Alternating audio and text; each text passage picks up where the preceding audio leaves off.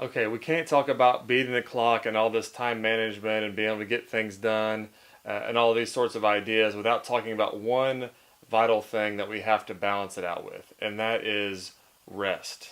Now, I know rest is hard to come by at different times in life, and everybody I talk to is busy for one reason or another, and it just seems like there's so many things that are just aching for our time, and it's just really hard sometimes to just actually sit back, chill, and like mentally be able to check out for a little bit as well. Well, my brother-in-law went to Israel recently, and the Jewish people do a really interesting thing.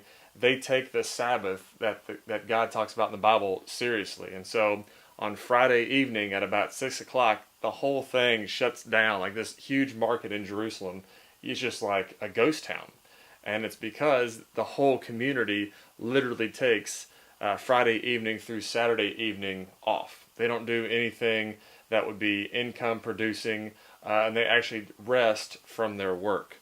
And it's a really refreshing time, and it doesn't mean you just have to sit down and lay around all day, but the idea is you're just recognizing, you're taking a moment that, we don't have to work for our salvation.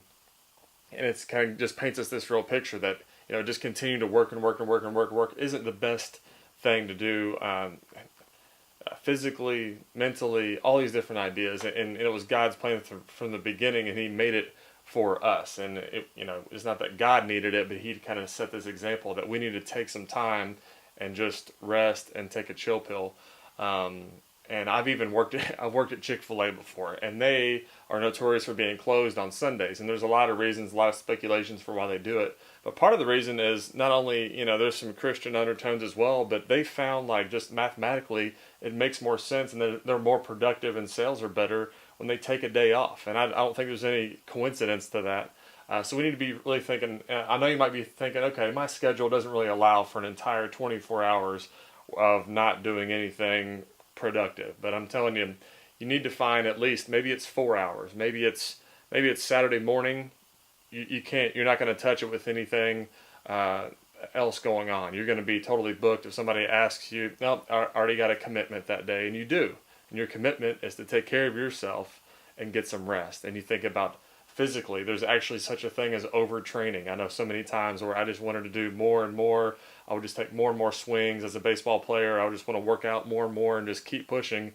But there's a level where you can lift too much. You can swing too much. You can train too much. And so it's a really good idea to just stay balanced and actually take time to rest. And I hope you do that on a regular basis and take it and just try it out. If nothing else, if you can't do a full day, still take just a hunk of time, maybe eat every single day, and just kind of, and you'll be surprised what happens. We'll see you next time.